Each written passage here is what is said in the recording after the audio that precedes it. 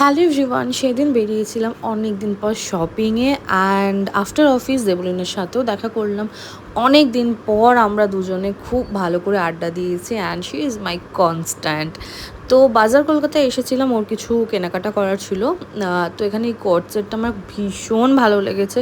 আর দেখো, summer collection চলে এসছে, টি শার্ট টপস ভীষণ সুন্দর সুন্দর কালেকশন এসে গেছে বাজার কলকাতাতে। আমরা বেহালার বাজার কলকাতায় গেছিলাম।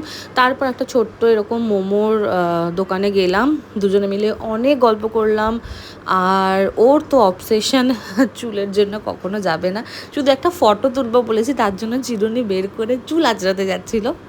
এটা নিয়ে হাসাহাসি করছিলাম আর কি।